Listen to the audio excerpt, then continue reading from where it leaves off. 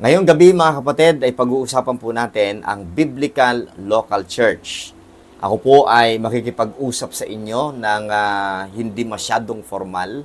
Mga kapatid, naghanda ako ng kaunting outline po dito para gabay sa akin pong pagtalakay mga kapatid at upang hindi ako masyadong lumawig o pumunta kung saan-saang topic. Ano po? Naging burden ko ito sapagkat meron pong mga issue mga kapatid sa mga kapatiran na nakikinig sa online tungkol po mga kapatid sa ano ba talaga ang kalooban ng Diyos sa isang Kristiyano. Dapat ba talagang magkaroon siya ng church kahit hindi kaparehas ng kanyang pananampalataya at conviction? At nagkakasala ba siya kung hindi siya pupunta sa isang local church na alam niya na hindi kaparehas ng kanya pong pananampalataya? May iba-ibang dahilan kung bakit ang isang tao ay dumadalo sa isang church kahit na hindi pareho ang kanila pong talagang doktrina o pinaniniwalaan. So ngayong gabi mga kapatid, naghanda po ako ng ilang mga puntos kung ano ang sinasabi ng Bible tungkol po sa biblical na local church. Okay? Naniniwala pa rin po tayo sa mga panahong ito. Hindi po tayo hyper-dispensationalist, mga kapatid, na nagtuturo. Hindi naman lahat ng hyper-dispensationalist ay nagtuturo sa kawalan na po ng local church. Pero mayroon pong naniniwala na hindi mahalaga ang local church dahil ang pastor daw ay hindi po applicable sa panahon po na ito. Okay? So, ang dami nilang paliwanag dyan, mga kapatid. Nabasa ko po ang kailang mga stand dyan, pero hindi po talaga tatayo. Hindi pwede na walang local church. Yun po yung mga tao na hindi na rin naniniwala sa Lord's Supper, hindi na rin po sila naniniwala sa water baptism, naging sobrang extreme na po nila, mga kapatid. Pero tayo po ay lilinawin ko ang ating tayo. Lilinawin ko po ang ating stand. Ang ating katuruan ay moderate dispensationalist at tayo po ay Baptist. Okay? Moderate dispensationalist po tayo at naniniwala pa rin tayo sa fundamental ng Baptist faith, mga kapatid. Mayroon tayong water baptism pa rin. Okay? Ang pinaka-title po natin, mayroon pang subtitle ito The Biblical Local Church, Safety, Sound Faith, and God's Order. Okay? Sisikapin kong Tagalogin, mga kapatid, bagamat English ang ating pong outline at ang ating Bible ay King James Bible at English din, pero para sa kapakanan ng parehong nagsasalita ng English at Tagalog, ayan, tatagalogin ko at i-Englishin ko rin, mga kapatid. Okay? So, simula na po tayo, mga kapatid.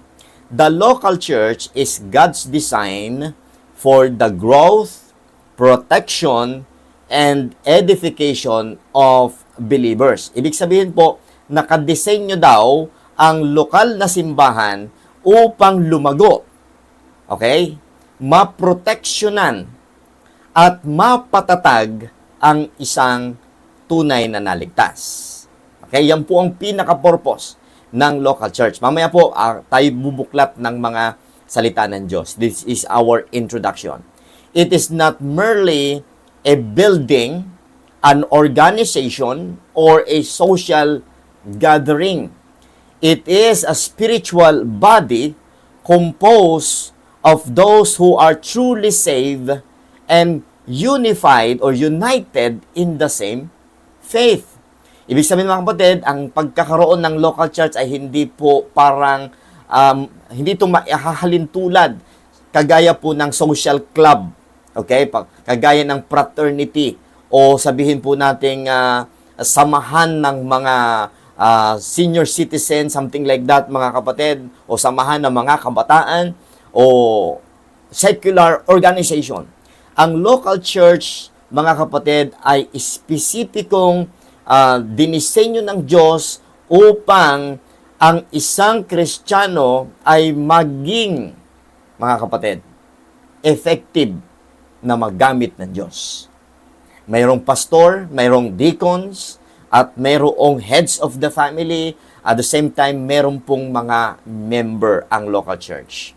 While God's desire believers to gather physically and regularly, Scripture also gives wisdom, grace, and balance when circumstances make full participation difficult or unsafe.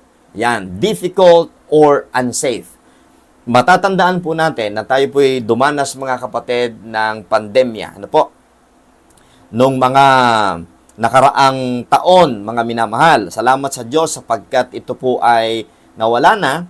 Nangangamba tayo sapagkat may nababalita na naman na panibagong virus, mga kapatid. Okay? Gayunpaman, kinukunik ko lang ito dito sapagkat ito yung panahon, mga kapatid, na tayo po ay walang local church. Tandaan nyo po, di ba? At nangyari ang tinatawag na nauso, mga kapatid, ang tinatawag na virtual service. At local church pa rin nila yon. Tama? Tamang-tama, may mga GCash number na noon, may mga GCash na noon na kung saan ay ipapaabot at maipadadala ang kanila pong mga offering and kanila pong mga pledges sa kanilang mga simbahan. Pero napag-ari, di ba? Natuloy din naman. Okay? Tapos, nung nawala na yung pandemic, bumalik na uli sa face-to-face. Anong punto ko, mga kapatid? Kinakailangan ng wisdom, kinakailangan ng understanding sa mga circumstances na delikado ang participation. Delikado, mga kapatid, or sabihin natin, unsafe. Okay? Hindi po ligtas sa physical. Pero ngayon, mga kapatid, meron akong espesyal na i-discuss sa inyo dahil ang participation sa isang local church ay hindi lamang, lalo na kung may virus nga, may pandemya nga, ay hindi lamang tumutukoy sa kaligtasan physically, but listen, spiritually, may danger po sa pag-attend sa local church kung alam natin na hindi po ito talaga biblical o hindi biblical ang katuruan. Okay? Bagamat mahalagang mahalaga na dapat mayroong local church, hindi ka pupunta sa isang local church kahit nandyan lang sa tabi ng bahay mo na iba ang turo. Maliban na lamang kung mayroong tinatawag na exemption to the rule, mga kapatid, at mamaya po i-discuss ko yon. Okay? Meron pong consideration, meron pong may ibang dahilan bakit kailangan nilang umattend sa church na yon. Mamaya po, ha? I-discuss po natin, at kung malimutan ko sa aking discussion sapagkat hindi po nakalagay sa aking outline, i-remind nyo ako mamaya sa atin pong question and answer, mga kapatid. Okay? Now, listen carefully. Number 1 sa ating point. The local church is for the saved and united in the same faith. Tatagalogin ko po. Ang lokal na iglesia, ang lokal na simbahan, ay para sa mga ligtas. Ang ibig sabihin kasi ng church ay called out assembly. Isa siyang pagtitipon, isa siyang kongregasyon na tinawag ng Diyos mula sa makasalanang mundo at iniligtas niya. At dahil sa pagkaligtas na iyon, ay nais ng Diyos na magsama-sama regularly ang mga mananampalataya na iyon. Para sila po ay lumago sa salita ng Diyos, proteksyonan ng isa't isa sa kanila, at the same time, mapatatag sila sa kanila pong pananampalataya. Tandaan po ninyo, mga kapatid, ito pong local church ay samahan ng mga nagkakaisa. Ibig sabihin, iisa ang pananampalataya. Kasi ang dami namang mga simbahan sa paligid di ba? Maglakbay ka nga dyan sa inyong bayan, iba-iba ang simbahan, iba-iba po ang itsura ng simbahan, iba-iba din ang mga pangalan, di ba? So, kahit na po yan ay may Christian church at kahit po yan ay Baptist church o anuman ang kanya pong pangalan, mga kapatid, hindi po lahat yan ay sa Panginoon. Ulitin ko, hindi lahat ng mga simbahan ay biblical at masasabi nating sa Panginoon. Okay? Kaya kung anong natututunan natin sa Bible, kung anong naiintindihan natin sa Bible, yun ang nagiging basis natin kung ang simbahan ba na iyon ay biblical o talaga pong para sa atin. Amen? So ngayon, kumusta kayo mga kapatid? Yung dinadaluhan nyo bang simbahan ay parehas na parehas sa inyong pinaniniwalaang doktrina ngayon? Kung hindi, anong dahilan ninyo bakit kayo nandyan? Dalawa lang po ang dahilan. Una, dahil nagkakaroon kayo ng pagkakataon na magamit diyan ng Panginoon. Ibig sabihin, pinapayagan kayo, alam mo, nasa music ministry kayo, or sabihin mong, kung ikaw ay lalaki, ay nagkakaroon ka ng bahagi sa pangangaral ng Word of God. At sa pamamagitan nun ay ma-share mo yung Word of God. Wala kasing ibang church kundi yon. At the same time, nabigyan ka ng ministry at nagkakaroon kayo ng mutual understanding ng pastor na hindi naman kayo nag-aaway dun sa turo. Ibig sabihin, tolerable. Okay? At ikaw ay nagnanais na magamit ng Panginoon kasama ang iyong family. Okay? Kasi isa pong bagay, mga kapatid, na ang isang tatay ay hindi pa ready at hindi pa ganun kalago, spiritually din. Ano? Kaya sila'y dumadalo doon at para din hindi magkaroon ng stagnant ang buhay pananampalataya ng pamilya. Lalo na kung nasanay na mga kapatid na talagang may inaatin ng church. Kaya lang, dumating sa pagkakataon na nagkaroon ng division, na wala kayo sa church. Now, ngayon, mga kapatid, ano po ang perfect will of God? Maghahanap po ba kayo ng ibang church? Kahit hindi kaparehas ng inyo pong doktrina at pinaniniwalaan, ang mangyayari dyan, magkakagulo lang uli kayo. Di ba? So, ngayon po ay pag-uusapan talaga natin, mga kapatid, na ang pagkakaroon ng local church ay dapat iisa ang pananampalataya. Kung may exemption to the rule, isang-tabi muna natin yon. Focus muna tayo dito, mga kapatid, sa ating pinag-uusapan, ang biblical na pagsasamahan sa isang local church ay dapat kaparehas ng doktrina. Okay? Example, paano magmamaterialize ang isang local church kung halimbawa naniniwala ka na ang ginagamit na Biblia ay King James Bible, pagkatapos ang pastor na nagtuturo doon ay iba-ibang Bible ang gamit niya every Sunday. May NIV, kung ano-anong Bible, mga kapatid. At ang conviction mo ay King James Bible talaga kasi napag-aralan mo na kung ano ang kahalagahan at ano ang pagkakaiba ng King James Bible sa ibang mga Biblia. Mahihirapan ka. Pangalawa, ang gamit mong Biblia, ang gamit mong songbook, o mga inaawit mo, nasanay ka na sa hymnal. Okay? Gustong-gusto mo yung mga kanta ng To God Be the Glory, Wonderful Grace of Jesus, Jesus Saves, yun na yung kinamulatan mo at alam mo, biblically, na yun talaga ang kalooban ng Diyos. Kasi ang Panginoong Hesukristo mismo ay kumanta ng hymn, okay? At the same time, sinasabi po sa Colossians 3:16, mga kapatid, na sabi ni Apostol Pablo, umawit ng mga himno, okay? Mga hymns. So, ayaw mong mawala yung hymns. Pero yung church na inaatinan mo, tinanggal na ang hymns at ang kanilang mga awit ay mga modern songs na ng mga iba't ibang denominasyon sa born again. Okay? So, sa palagay mo, ikaw ba'y tatagal sa simbahan na ganon? So, alam mo yung conviction mo, alam mo yung stand mo. Okay? Ngayon, bakit ka mag-aaksaya ng panahon para sa'yo ay wasting of time na magbibigay ka ng offering, tapos ang paniniwala, especially ang tinuturong gospel ay iba sa natutunan mo, mga kapatid. So, 'di ba? Bakit ka magi-stay doon? At bakit mo pipilitin ang sarili mo na pumunta sa isang church na 'yon na talaga namang maling-mali para sa iyong pananaw? Very subjective ito kasi iba-iba nga po ang level ng ating pagkaintindi sa Word of God.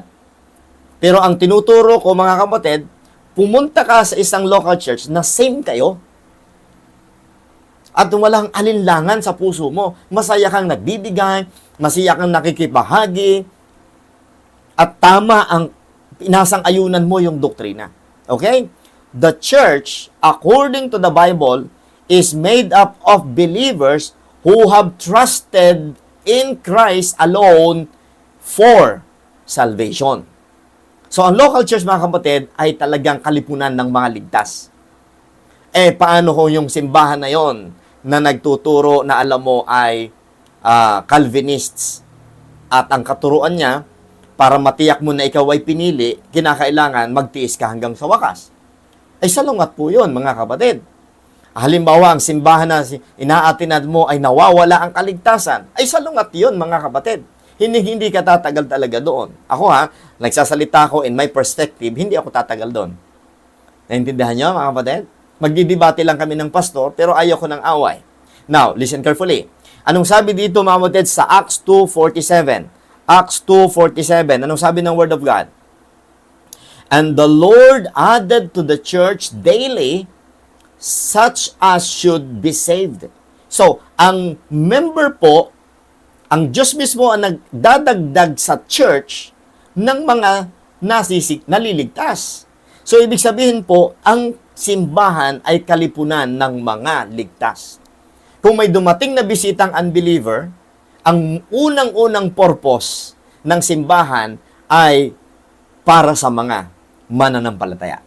Okay? Isang opportunity yon na makapag-share doon sa mga bisita, pero ang mensahe, hindi laging salvation. Amen? Kundi tatatag dapat, lalago dapat. Amen, mga kapatid. So, sa Acts 2:47, malinaw, kalipunan po yan ng mga ligtas. Church membership is not meant for the unsaved or for those who hold to a different gospel. Fellowship, listen to this, fellowship is built upon shared truth, not mere attendance. Ang unang-unang layunin kung bakit ikaw ay umaattend sa church na yon, dahil same kayo ng pananampalataya sa katotohanan. Hindi lang dahil sa gusto mong mag-attend, para lamang maipagpatuloy mo ang iyong pagiging Kristiyano. Mga kapatid, ang Christianity ay wala po sa pagdalo sa church, lalo na kung hindi nga po same ang faith ninyo. So, ang simbahan, ang pag-attend sa simbahan, ay mayroong specific na layunin. Number 1, mga kapatid, to exalt the Savior, to worship Him. Pangalawa, to edify the saints, para mapatatag ang mga ligtas. Magamit ka para sa kanila at sila para sa iyo. Pangatlo, to save the sinners, to evangelize the sinners. Yun ang pangunahing tatlong mission ng church.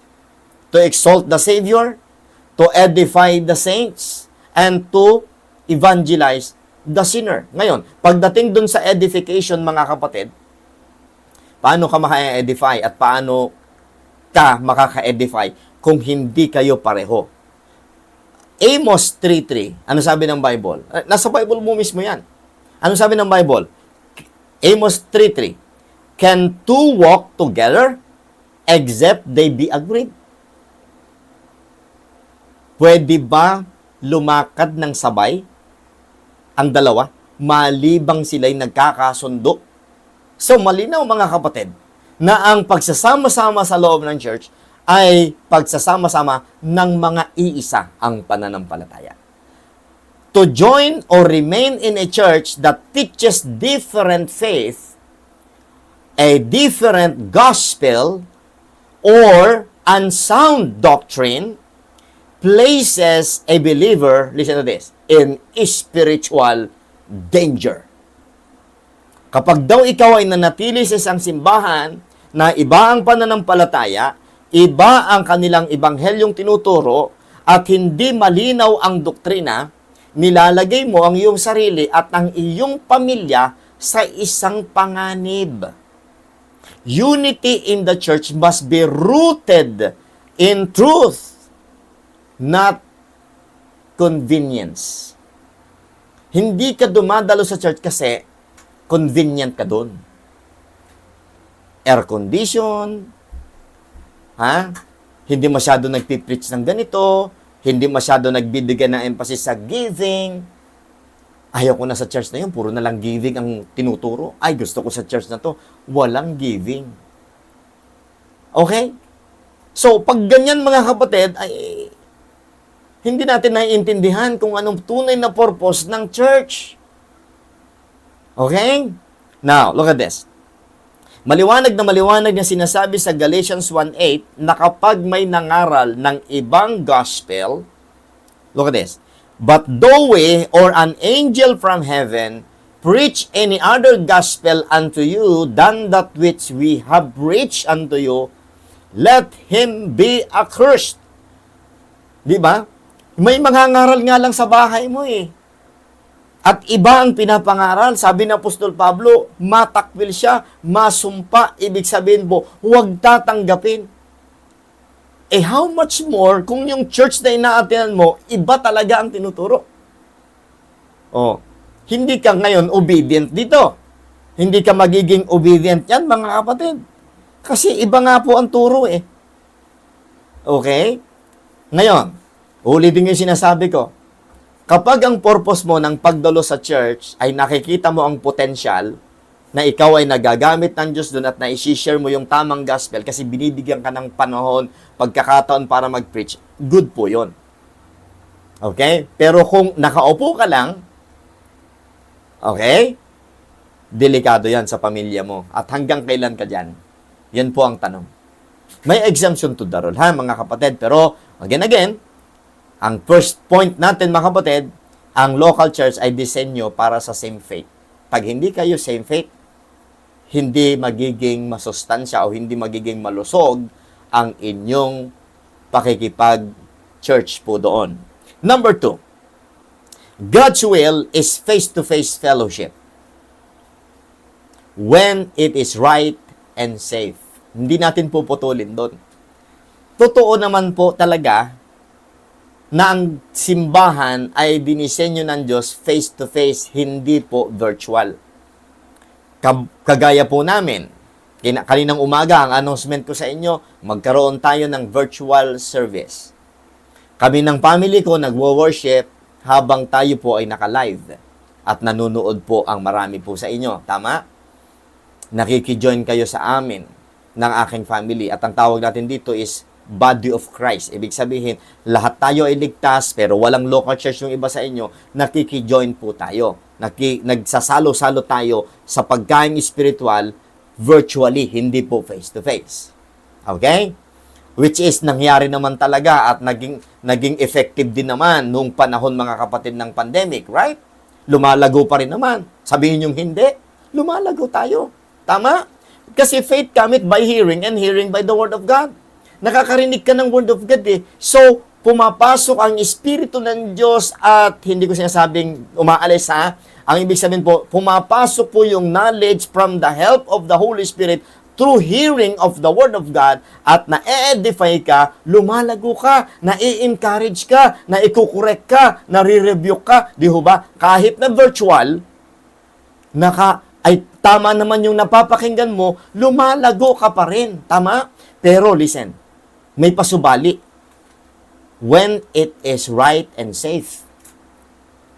Ibig sabihin, ang face-to-face fellowship ay okay. Kagaya nung sinabi natin kanina doon sa first point natin. Pero kung hindi na tama at hindi ligtas ang family mo, why continue? Scripture clearly shows that believers are meant to gather together physically as a local assembly. Maliwanag yan sa Hebrews 10:25. Not forsaking the assembling of ourselves together as the manner of some is. Therefore, face-to-face fellowship allows for teaching, accountability, and mutual care, and the proper exercise of spiritual gifts. Alam nyo, ayos na sana talaga itong virtual eh. Pero, hindi kasi magagawa kung ano yung accountability na tinatawag. Kasi, when it comes to accountability, halimbawa, local church tayo, hindi pa sasabing local church eh, virtual church ang tawag. Kasi ang local church, yung face-to-face talaga. Pero pag ang church ay sabihin nating virtual church, at may accountability, halimbawa, nagkaroon ng covenant ang mga member ng virtual church na magbibigay ng offering through electronic device o electronic way, mga kapatid, may accountability, nagagawa mo yung accountability, yung iyong blessing, yung offering na ibibigay mo pa rin, which is nangyari nga po nung pandemic, mga kapatid. Pero alam niyo po, yung spiritual gift, hindi basta-basta magagawa virtually. Yung pastor lang ang lagi. Tama? Kagaya ngayon.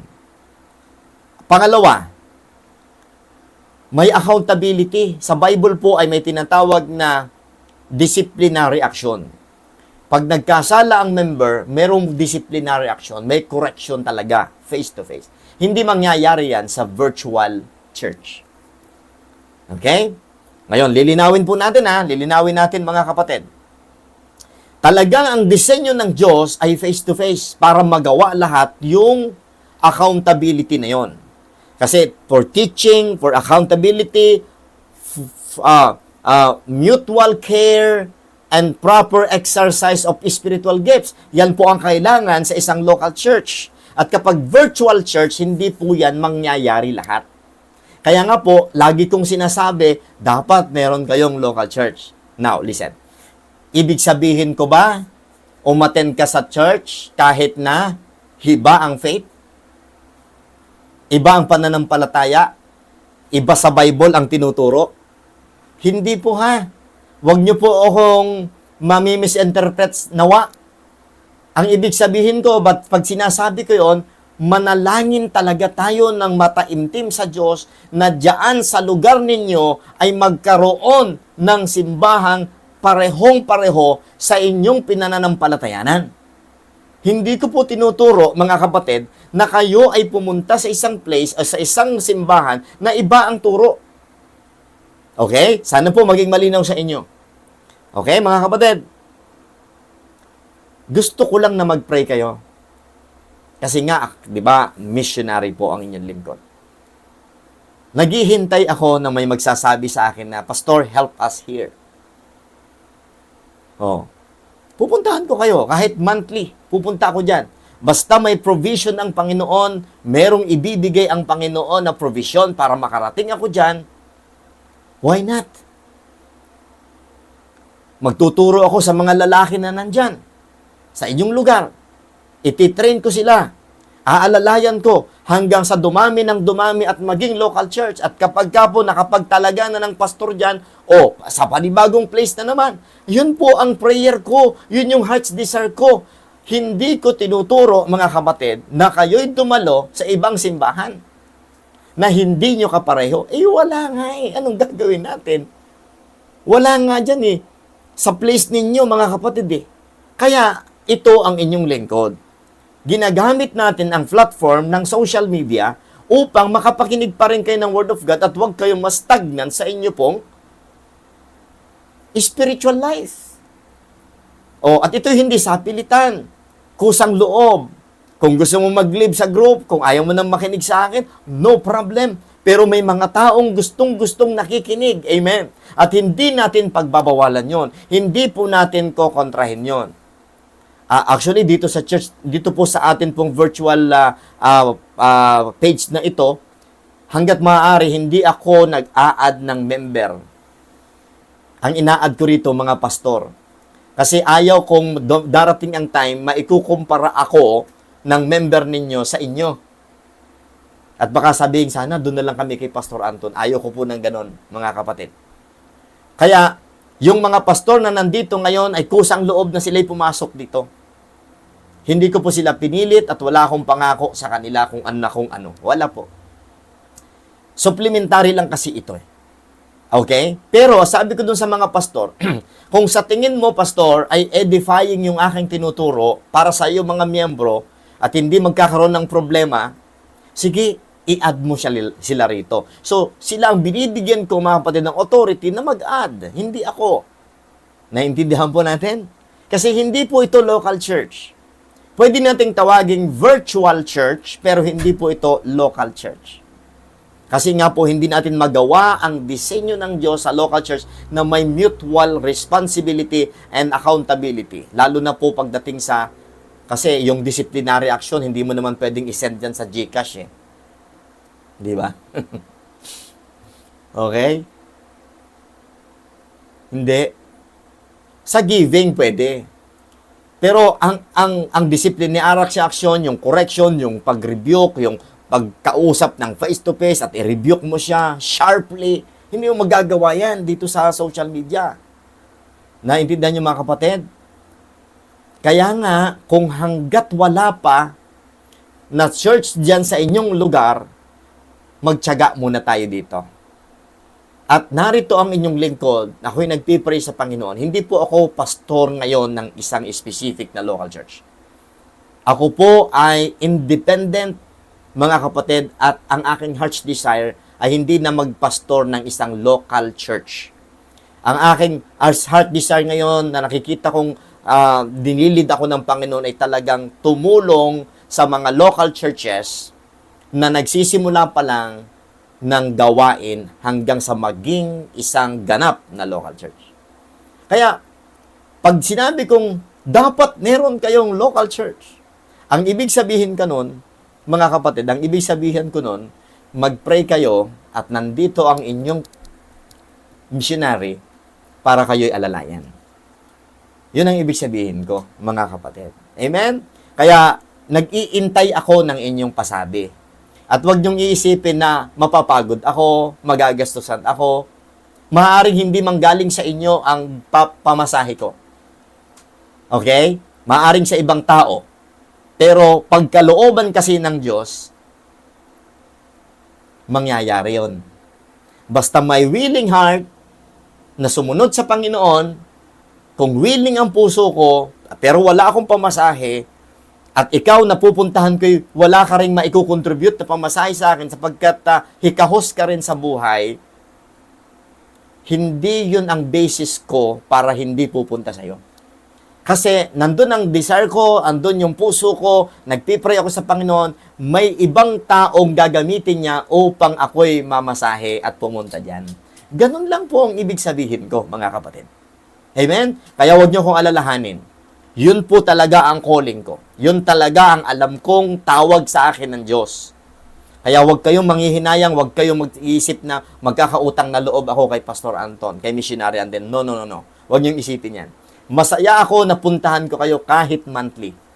Kayo po ang mag-decide. Willing ako. Okay? Now, listen to this, ha? Face-to-face fellowship allows for teaching, accountability, mutual care, and the proper exercise of his spiritual gift. A local church provides spiritual covering and structure that cannot be fully replaced by isolation. Ibig sabihin mo mga kapatid, ang isang local church ay talagang dinisenyo ng Diyos to protect our family. Pero, mga kapatid, hindi ito basta-basta mapapalitan ng pananatili sa bahay lamang. Ibig sabihin po, talagang kailangan may local church. Pero yun nga may exemption to the rule. At alam nyo na, naintindihan yung ibig sabihin ko.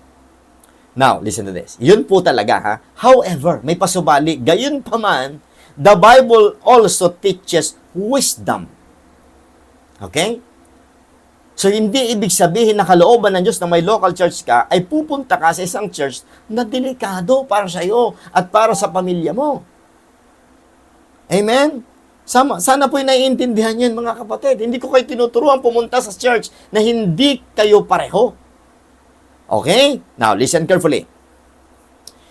God does not require believers to place themselves or their families in physical danger, listen, emotional harm, and or serious conflict spiritually. Kailan hindi nagiging effective ang local church, yung face-to-face? Kapag may pandemya. Dangerous yun eh. Bakit ka pupunta ng face-to-face? Meron ngang pandemya. Ganun po yun, mga kapatid. Okay? Now, look at this. Sabi po sa Proverbs 22:3, look at this, Proverbs 22:3, a prudent man foreseeth the evil, and look at this, and hideth himself. So, hindi po buong verse ang binasa ko ha. Gusto ko kasing ma-focus kayo doon sa point na ito. Kung ikaw ay matalino, at ikaw ay binigyan ng karunungan ng Diyos upang proteksyonan ng sarili mo at ang iyong pamilya from danger, ano yon? Physical danger, emotional harm, and spiritual danger, mga kapatid. Ang sabi ng Bible, Proverbs 22:3, a prudent man, ang matalinong tao, ay nakikita sa malayo ang masama at tinatago niya ang kanyang sarili. And he hideth himself. Ngayon, kung sa usapin ng church ito nangyari, tama lamang na mag-decide ka na huwag ka nang dumalo. Amen? When attending a local church is not safe for the family, whether due to persecution, severe opposition, or serious circumstances, listen to this, God will not judge you by deciding not to attend. Amen? God is a just God. Alam niya po ang lahat. Obedience is never separated from wisdom. Yes, utos nga na dapat may face-to-face kang church. Pero, kung may danger, doon, i-apply mo yung wisdom. Huwag kang dumalo. Mag-pray ka at maghintay ng kalooban ng Diyos. Nakuha niyo po mga kapatid? Number 3 na po tayo sa ating point.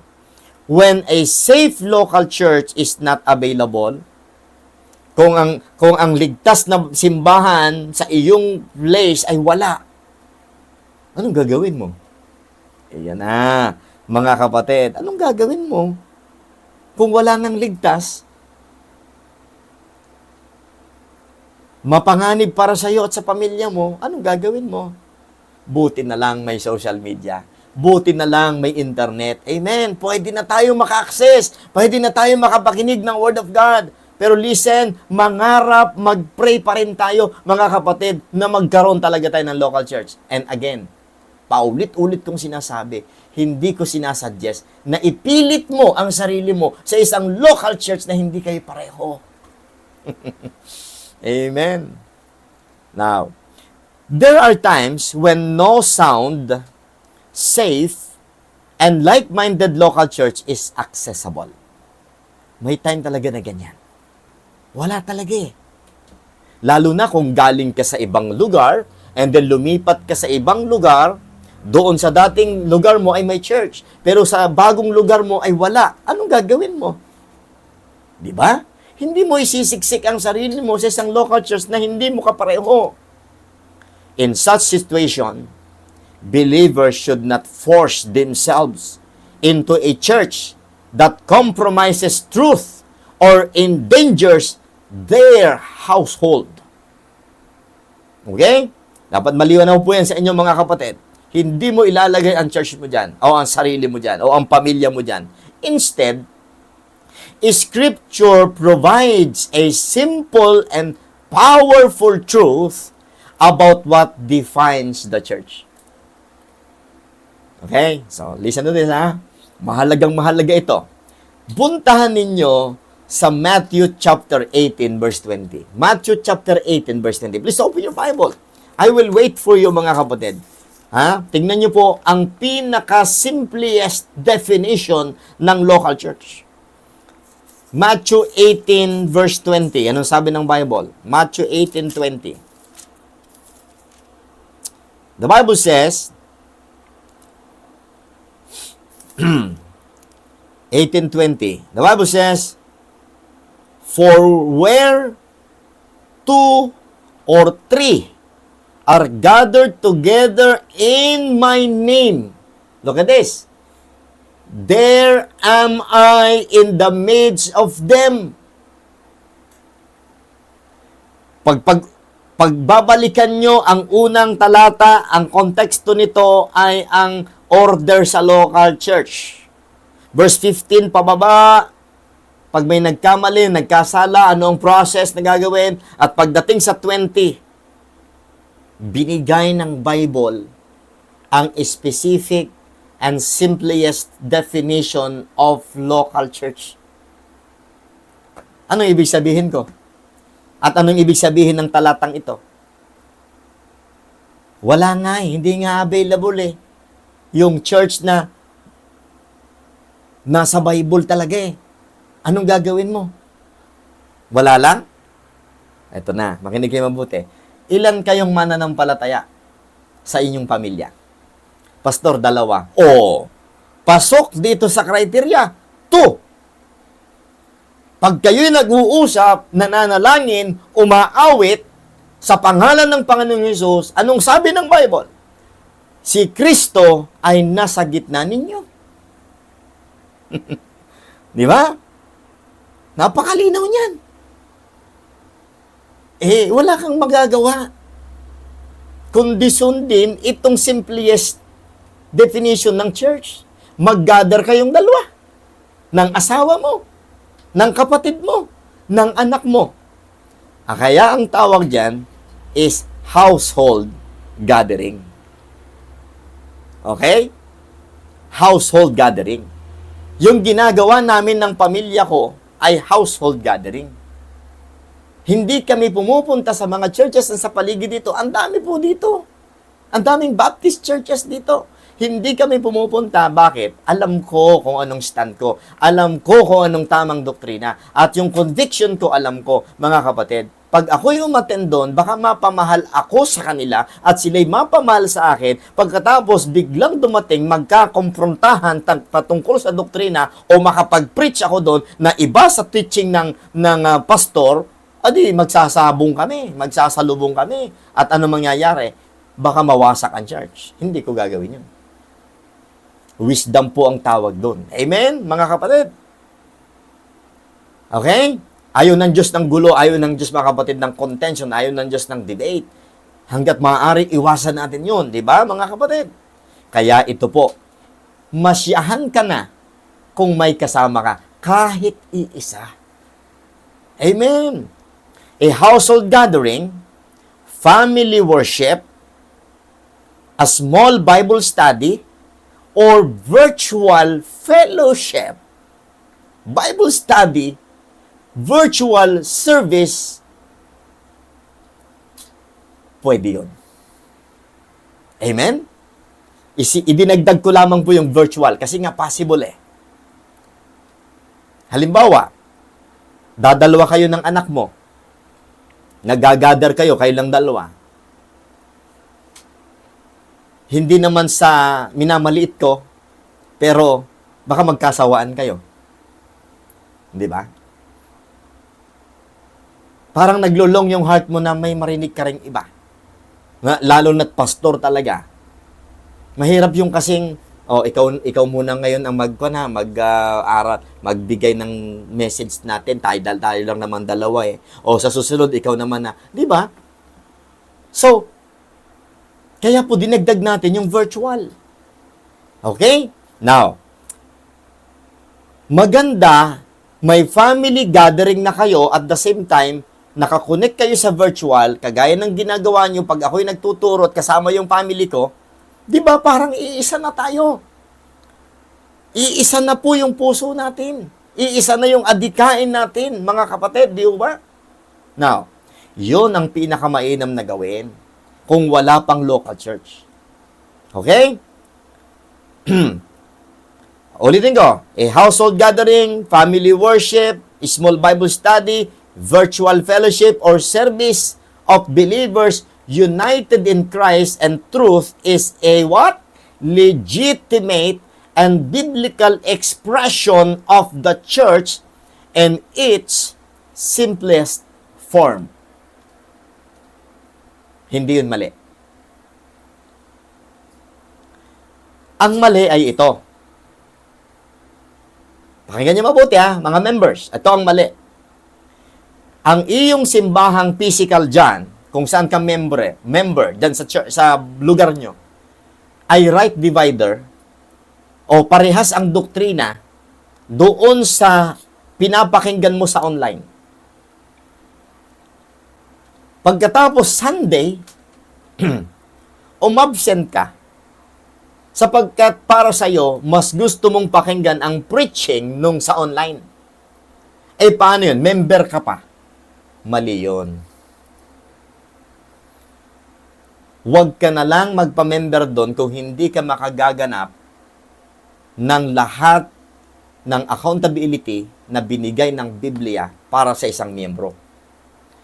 Bakit hindi mo na lang balikan at i-replay yung tinuturo ng online preacher na pinapakinggan mo? Bakit mo kinakailangang idahilan na hindi kasi ako mabibless sa pastor, sa aking pastor? Hindi siya masyadong gasing galing ng panggangaral ng online na preacher na pinapakinggan ko. Mali ang puso mo. Mali. Hindi yun tama. Okay? I hope na maintindihan nyo. Huwag ka na lang magpa-member doon. Magpaalam ka na ng ayos. Kaysa sa namamangka ka sa dalawang ilog. At ang pag-aawayin mo by and by ay walang iba kundi yung pastor mo at saka yung online preacher. Aakusahan ng pastor mo na inaagaw niya ang member mo, ang member niya. Oh, 'di ba ako pa ang kawawa? Ako pa yung may kasalanan, 'di ba? Dapat yun na maintindihan niyo ng lubos. This does not replace the ideal local church, of course, but it sustains faith while waiting for God's provision. Ang tawag dyan mga kapatid ay supplementary o sabihin po natin habang naghihintay ng kalooban ng Diyos na magkaroon ng local church sa inyong place, iyan muna ang inyong gawin. But I do not suggest to mingle yourself sa hindi nyo kaparehas. Dapat maintindihan nyo po yan, ha? Mga kapatid, sana po free na ako para hindi na po ako mga kapatid, ha? Hindi na po sana ako masisi na sabi kasi ni pastor, dapat may local church, kaya yun, umattend na ako doon. Hindi po, ha? Sana maintindihan niyo ito. Kung kapapasok nyo lapang po ngayon, hindi nyo napakinggan yung una kong sinasabi kanina, huwag nyo kong hahatulan, ha? Pakipakinggan po ang buong mensahe nito. I-replay nyo po pagkatapos, ha? Okay? Now, listen carefully. We see this pattern in early church. Yung house to house, sa bahay lamang. Acts 2:46, ang linaw. And they continuing daily with one accord in the temple and breaking bread from house to house. So, ang pagtitipon sa loob ng bahay noong unang panahon ay okay lang. In fact, hindi po maraming member. Dito sa New Testament, pag pinasa nyo, ang church mismo ay nandoon sa tahanan. Doon mismo sa bahay nagtitipon ng isang church. O, naiintindihan nyo po mga kapatid? Kaya ang church ay hindi yung building. Ang church po ay ang mga taong nagtitipon. At ang pinaka-simplest form of a local church is 2 or 3 that gather together in His name. Grabe, no? Galing. 2 lang pala, pwede na. Okay? Tandaan nyo po yan, mga kapatid. And lastly mga kapatid, handa na kayo ng tanong. Okay? Baka may tanong po kayo. Sasagutin ko, mga kapatid, by the grace of God. Tungkol po sa usapin ng simbahan. Pray, number 4, pray and hope for a future congregation. Ayun.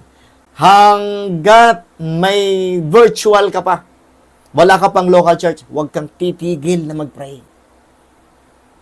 At malay mo, ikaw mismo ang gamitin ng Diyos mula sa pamilya mo, kung saan ka nandoon ngayon, na magkaroon ng local church. Okay? Mga kapatid, believers in such situations should not grow discouraged or complacent. Mga kapatid. So, huwag kang madi-discourage kung wala kang local church. Nakakapakinig ka naman virtual, mayroon ka namang kasama sa bahay na nagpe-fellowship kayo, mas mabuti yun kaysa umattend ka sa church na hindi mo kapareho. Naintindihan niyo po, mga kapatid? Instead, they are called to pray, prepare, and hope that God will one day provide or allow the establishment of a sound local church in your very own locality. Amen. Kaya nga po, ang nais kong malaman po ninyo, maintindihan nyo, kung wala kang local church ngayon, huwag nawang mawala ang iyong puso sa local church. Kung wala kang local church, umattend ka kahit sa virtual. Kung nagbibigay ka ng offering dati nung may local church ka, tandaan mo kung may mission at meron tayong ginagawang evangelism at meron tayong ginagawang programa upang mapatatag ang mananampalataya at makapagtayo ng mga churches, huwag na huwag kang lilikat sa iyong accountability bilang part ng body of Christ. Yes, wala kang ang local church. Ikinasisiya mo kasi wala kang local church at dahil wala kang local church, wala ka ng offering. Mali ang mindset mo. Hindi ganyan. Mga kapatid, kung ikaw ay walang local church dyan at umaattend ka lang virtually o kayo lang dalawa ng anak mo o kayo lang dalawa ng iyong kasama sa bahay kung sino man siya, mga kapatid, dapat yung mindset pa rin ng pagkakaroon ng offering, ng pasasalamat, ng pakikibahagi, mga kapatid, sa misyon na kahit kanino at sinong church na nagtuturo ng tamang doktrina, huwag mong iwawala yun. Naintindihan niyo po mga kapatid? Yun ang kalooban ng Diyos. Okay? Yun po ang kalooban ng Diyos. Now, listen to this, mga kapatid, listen to this. Anong sabi dito sa Matthew 9:38? Anong sinabi ni Jesus Christ? Pray ye therefore that the Lord of the harvest, that He will send forth laborers into His vineyards. Ang Panginoong Hesus ay gustong-gusto na dumami ang mga laborers, ang mga preachers, ang mga pastor. Huwag mong hanapin ang konbinyente sa mundong ito. Kung ikaw ay marunong mag-preach, at nakikita mo na qualify ka naman, wala ka namang violation kung ikaw ang magiging pastor, mga kapatid, huwag mo nang ipasa sa iba. Hindi po requirement sa pagpapastor na ikaw ay nakapag-aral sa Bible School. Kung alam mo yung gospel at ayos ang iyong pamumuhay, may pamilya ka, may asawa kang obedient, submissive, meron kang anak, 1 Timothy chapter 3, kung nakita mo ang sarili mo doon na wala ka namang kapulaan, kung blameless ka naman, huwag ka nang mag-pray sa iba. At sasabihin mo na, si pastor, ang hirap kasing magpastor eh. Wala ngang pastor dyan sa church mo eh. Dyan sa bahay nyo eh. Wala ngang pastor ang pamilya mo. Ang kamag-anak mo na malapit sa iyo. Alam mo ang tamang doktrina, bakit ka pa magpipray ng iba? Narito ang inyong missionary. Nagsasabi ako sa inyo, tutulungan ko kayo by the grace of God. Sasamahan ko kayo. Aalalayan ko kayo by the grace of God. Be willing, mga kapatid. Be willing. Kung hindi mo kaya at para kang si Moses na, Lord, hindi ako magaling magsalita, sasabihin sa'yo ng Panginoon, sino bang gumawa ng bibig mo? Lord, hindi ako magaling mag-rule. Listen, basta meron kang willing heart. Ang mga bagay na nakikita mong hindi mo kaya, makakaya mo. Parang si Peter, hindi naman natural sa kanya na lumakad sa tubig, pero nanampalataya sa Panginoon na makakalakad sa tubig, abay nakalakad siya. Amen. Taas-taasan mo naman ang tiwala sa Diyos. Taas-taasan mo naman ang pagkilala mo sa Panginoon. He is the creator of all things at walang mahirap sa Kanya. Mga kapatid,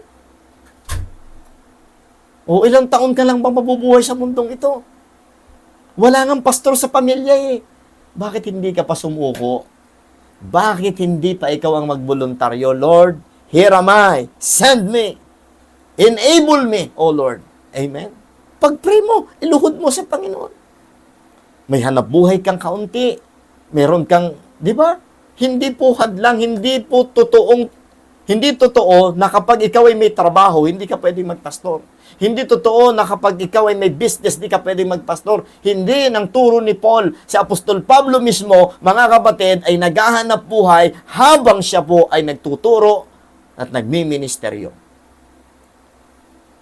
Amen? I hope maintindihan nyo to.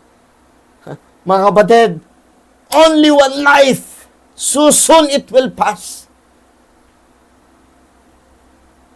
Ilang taon ka bang mabubuhay sa mundong ito? Ilang taon? Bakit hindi mo pa ibigay ang buhay mo? Bakit mo ba ituturo yung iba? Sino? Sabihin mo ang sinabi na Isaiah, "Here am I, Lord, send me." Isaiah chapter 6. Here am I, Lord, send me. Amen. God often begins great works in small. Listen carefully. Ang Diyos ay laging gumagawa ng malaking bagay sa pamamagitan ng maliit. Hindi lang 'yon. God can do something out of nothing. How much more small things God can make it a very great thing. Amen. A household Bible study today may become a local congregation tomorrow according to God's timing and will. Start. Have a Bible study with your family. If you are a man of God, if you are saved at ikaw ay lalaki, mag-aral ka ng Bible. Available ang lahat ng lesson. Kalabitin nyo lang ako. I-message nyo lang ako. Sabihin nyo sa akin kung anong topic na kailangan nyo sa inyong pamilya. Tutulungan ko kayo gumawa ng outline. Tutulungan ko po kayong i-provide ang mga kailangan po ninyo. Amen? Naririto ako mga kapatid. Huwag kayong matakot. Ito ang kalooban ng Diyos. Amen, mga kapatid? So, magkukonclude na ako ha, at pwede na kayong magtanong. Mga kapatid, pwede niyong ibigay ang inyong tanong directly sa aking messenger. Okay? Or kung meron sa inyo dyan na may kakayahang i-screenshot yung question, ibigay niyo sa aking messenger directly para hindi na ako naghahanap. Okay? Now, listen carefully. The biblical local church must be, number 1, composed of the saved. Dapat ligtas. Number 2, united in the same faith and doctrine. Okay? Next, practice in wisdom and safety. Gagawin mo yon kasi alam mo, ligtas ang pamilya mo, spiritually. Next, pursued earnestly but never at the cost of truth or family well-being. Pursued earnestly, ibig sabihin, talagang naisin mo na magkaroon o umattend ng church. Pero hindi mo isusugal ang kaligtasan ng iyong pamilya. Amen. When a sound local church is available and safe, believers should commit to it faithfully. Kung meron kang local church ngayon na talagang tama ang doktrina, ginagamit ka ng Panginoon, by all means, give your whole life to it. That is the perfect will of God. But when it is not, God's grace allows believers to remain in household gatherings or small Bible studies, amen, fellowship virtually, trusting Christ's promise that He is present among them. 2 or 3 have gathered in His name, Jesus Christ will be in the midst of you. Amen? Until God opens the door for a full local congregation, faithfulness in a small gathering is still faithfulness in His sight. Amen. Maging tapat ka. Kung ikaw ay ngayon nasa virtual, maging tapat ka. Gawin mo kung ano yung pinagagawa ng Diyos sa'yo. Kung mayroon kang desire na tumulong, gawin mo. Amen. Kung faithful ka, nagbibigay noon, pwede mong magamit, pwede ka pa rin magbigay sa anumang kaparaanan, mga kapatid, kung saan magagamit yung pera na yon para sa pagbimisyon, do it, mga kapatid. Huwag na huwag po ninyong ihihinto ang inyong practices nung may local church pa kayo ng face-to-face. Pwede yan gawin kahit na po wala pang local church. Amen, mga kapatid. Meron po ako nakilala, kwento lang ito, mga kapatid. Kwento lang ito. Wala silang alam na pagsesendan ng kanilang offering. Kasi itong mag-asawa na to ay faithful talaga sila sa giving nila. Okay, may percentage silang, hindi kagaya sa lumang tipan, pero naniniwala sila na dapat may percentage ang kanilang ibibigay sa Panginoon. So, every time na sumisweldo sila sa business nila, tinatabi nila yung offering nila. Hindi po nila ginagalaw. Kasi wala man silang alam eh. Lumipat sila ng place, sila lang doon. Nag-gather silang family, pero yung offering nila, naka-intact talaga yon. Pero hindi pastor yung lalaki. Okay? Pero iniipon lang nila at ang prayer nila, Panginoon, ipakita mo sa amin kung saan namin dadalhin ang aming offering na ito para sa inyo. Dumating ang time, mga kapatid, nagkaroon na talaga ng matinding burden yung lalaki. At siya mismo ang nag-pioneer ng church doon sa lugar nila. At alam nyo, yung offering na yon na naipon nila, yun ang unang pinagpatayo ng 4 na haligi. At naglagay na sila ng structure doon. At nag-gather na sila hanggang sa dumami ng dumami hanggang naging local church. Tapat sila sa giving. Naintindihan niyo po, mga kapatid? Ngayon, kung wala ka namang, lalo ikaw ay babae, at wala kang local church, ligtas ka, kumakain ka ng salita ng Diyos sa pamamagitan ng virtual, bakit hindi ka mag-pray sa Panginoon kung saan mo ilalagak ang iyong offering? Na dati namang ginagawa mo nang mayroon ka pang local church, bakit masaya ka na wala kang offering? Malinaw sa Bible, sa New Testament, ang isang Kristiyano ay may offering. Hindi totoo na hindi ako nagtuturo ng offering. Nagtuturo ako ng offering kasi nasa turo ni Apostol Pablo yan. Ang hindi ko tinuturo ay yung huminto ka na mag-offering. Hindi ko sinasabing dito sa atin, dito sa household of faith o dito sa ministry o sa mission na inuumpisahan ko ngayon. No problem kung yan ang desire ng puso mo. Tatanggapin ko yan by the grace of God. Pero kung hindi ka kinakausap ng Diyos, kung para sa iyo hindi dito kundi may iba kang parehas din ng faith mo, doon nandun yung puso mo para tulungan yung pastor na yon o yung missionary na yon, do it. Ang wag mong gagawin ay huminto. Pero hindi kalooban ng Diyos na wala kang offering. Kasi nasa church age tayo, nasa lupa tayo, kumakain tayo, nasa physical world tayo, kinakailangan, mga kapatid, may offering ang isang Kristiyano. Amen. Amen, mga kapatid.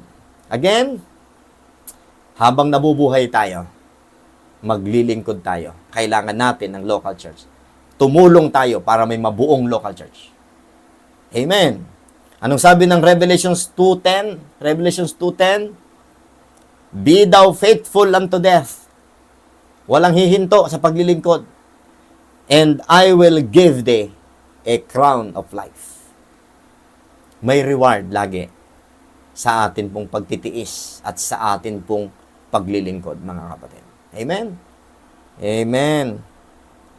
Sabi ni Sister Tess, wag natin ibigay ang pera ng Panginoon para sa maling church. I like that. Pera yan ng Panginoon. Wala tayong pera sa bulsa na atin. Lahat galing sa Diyos. Kung ilalagay mo ang pera na yan sa iba, pagdating ng judgment seat of Christ, parang tinulungan mo pa na yung kakultuhan ng church na yon ay lalo pang lumala. Ang ibigay mo sa kanila, tamang doktrina, tamang gospel, hindi yung pera mo. Kasi kung ang pera mo ay gagamitin lang nila sa pagpapatayo ng sarili nilang kingdom, simbahan, na hindi naman talaga oriented sa tamang doktrina, tinutulungan mo lang sila na lalong maging mali.